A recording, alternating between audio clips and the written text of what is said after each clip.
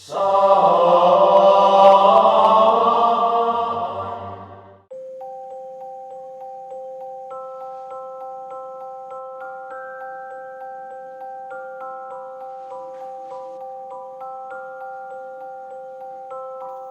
is a noun?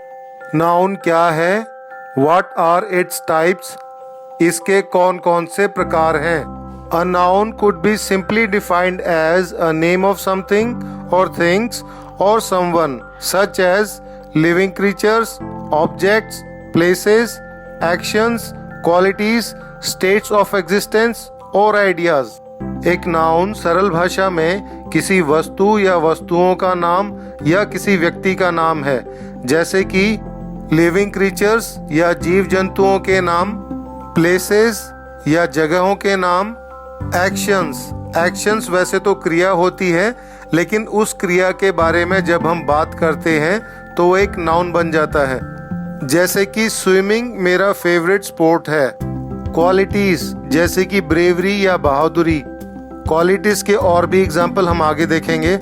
States of existence और ideas जैसे कि ड्रीम या सपने, प्लान, थॉट्स वगैरह वगैरह। अब देखते हैं टाइप्स ऑफ नाउन्स। पहला है proper noun. A proper noun is used to refer to a single person or thing such as Taj Mahal, India, Sham, Google, etc. Proper noun किसी वस्तु का या किसी जगह का या किसी व्यक्ति का नाम होता है। जैसे ताजमहल एक बिल्डिंग है और कोई दूसरी बिल्डिंग ताजमहल नहीं। इंडिया यानी हमारा देश, कोई व्यक्ति जिसका कि नाम श्याम है, सारे व्यक्ति नहीं। और गूगल जो कि एक कंपनी का नाम है, वगैरह वगैरह। इस वीडियो के अंत तक प्रॉपर नाउन आपको अच्छे से समझ में आ जाएगा। दूसरा नाउन है common noun. A common noun represents same kind of person और थिंग्स।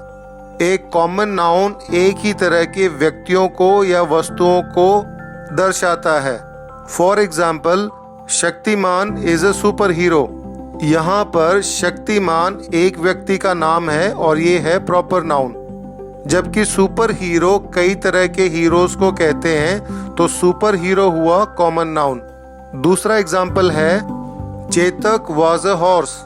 चेतक महाराणा प्रताप के प्रसिद्ध घोड़े का नाम था। इसमें भी चेतक एक प्रॉपर नाउन है और हॉर्स कॉमन नाउन। इसके बाद तीसरा है कलेक्टिव नाउन।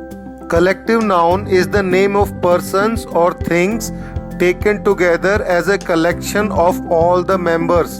Collective noun में किसी भी व्यक्ति का नाम नहीं लिया जाता, व्यक्तियों का लिया जाता है। किसी एक वस्तु का नहीं, वस्तुओं का नाम मिलकर जो बनता है वो लिया जाता है। फॉर एग्जाम्पल, फैमिली एक व्यक्ति से नहीं बन सकती, व्यक्तियों के समूह को ही फैमिली कहते हैं। क्राउड यानी भीड़, एक आदमी से भीड़ नहीं होती, भीड़ के लिए बहुत सारे आदमी चाहिए। उसके बाद कैटल यानी कि पालतू जानवरों के समूह को हर्ड कहते हैं और घोड़ों के समूह को टीम कहते हैं। यहाँ पर कुछ कलेक्टिव नाउन्स के एग्जाम्पल्स देखते हैं। ग्रुप ऑफ कैटल्स हर्ड कहलाता है। ग्रुप ऑफ बर्ड्स फ्लॉक कहलाता है। लॉट्स ऑफ पीपल जहाँ होते हैं वो होता है क्राउड। जहाँ पे क्राउड एंग्री होता है उसको कहते हैं मॉब। स्वॉर्म कहते हैं मधुमक्खियों के या उड़ने वाले कीड़ों के समूह को। ट्रूप कहते हैं बंदरों के समूह को। स्कूल या शोल कहते हैं मछलियों के समूह को। और वुल्फ्स यानी कि भेड़िए एक पैक में घूमते हैं। वैसे ही होता है a cluster of spiders, a brood of chickens, a colony of ants, a litter of kittens, a tribe of goats, a kennel of dogs, a gaggle of geese. अब बात करते हैं abstract noun की। An abstract noun is the quality of someone or something. The quality is considered apart from its source. एक abstract noun किसी व्यक्ति या किसी वस्तु की विशेषता बताता है और वो विशेषता उस व्यक्ति या वस्तु से अलग होती है। फॉर एग्जाम्पल, ब्रेवरी या बहादुरी जरूरी नहीं है कि सिर्फ सिपाहियों के लिए है, कोई बच्चा भी बहादुरी दिखा सकता है। तो बहादुरी एक एब्स्ट्रैक्ट नाउन है जो कि एक सैनिक से अलग है। एक एब्स्ट्रैक्ट नाउन ऐसी क्वालिटी है जिसको कि हम देख नहीं सकते, सुन नहीं सकते, स्मेल नहीं कर सकते, उसका टेस्ट नहीं पता होता और उसे हम टच भी नहीं कर सकते। ये किसी व्यक्ति का गुण है जो कि 5 सेंसेस से हम महसूस नहीं कर सकते। ऐसे गुण को हम कहते हैं एब्स्ट्रैक्ट नाउन। आइए एब्स्ट्रैक्ट नाउन के कुछ और एग्जाम्पल्स देखते हैं। फ्रेंडशिप भी एक एब्स्ट्रैक्ट नाउन है जिसे हम सिर्फ महसूस कर सकते हैं। तेनाली रामा की विजडम को हम सब जानते हैं, लेकिन जरूरी नहीं विजडम सिर्फ पंडितों के पास है, वो औरों के पास भी हो सकती है। और ये भी एक ऐसी क्वालिटी है जिसे हम सिर्फ महसूस कर सकते हैं। हमने देखा कि abstract noun is the name of quality, जैसे कि honesty, wisdom, kindness, goodness, bravery. Actions जैसे कि लाफ्टर, मूवमेंट, जजमेंट, हेट्रेड।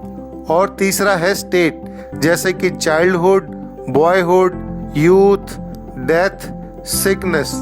दूसरे शब्दों में कहें तो abstract noun is formed from adjectives as kindness from kind and honesty from honest. Adjectives are also formed from verbs as obedience from obey and growth from grow. Abstract nouns are also made from common nouns as childhood from child, friendship from friend. इसके अलावा जो noun हमने देखने हैं वो है countable nouns या countables. Countables वो नाउन्स होते हैं जिनको कि हम काउंट कर सकते हैं, जैसे कि किताबें, फल, मछलियाँ। इसके अलावा भी बहुत सारे नाउन्स हैं जो कि आपको अपने आप पता चलते रहेंगे। अनकाउंटेबल नाउन्स या अनकाउंटेबल्स वो होते हैं जिनको कि हम काउंट नहीं कर सकते, जिनको हम गिन नहीं सकते, जिनको नापा जाता है, जैसे कि मिल्क, इसको लीटर में नापा जाता है। गोल्ड, इसको हम गिनते नहीं हैं, इसका हम वजन करते हैं। इसके अलावा भी कुछ नाउन्स ऐसे हैं जो कि सिर्फ बड़ी क्लासों में पढ़ाए जाते हैं। So this information is for the students who are above 6th standard. The nouns that we can feel with our 5 senses are called concrete noun. Concrete noun abstract noun का उल्टा होता है। जैसे काउंटेबल्स और अनकाउंटेबल्स होते हैं, वैसे ही abstract noun के अलावा जो भी नाउन बच जाते हैं वो सारे कॉन्क्रीट नाउन्स में आते हैं, जैसे कि कॉमन नाउन और प्रॉपर नाउन भी।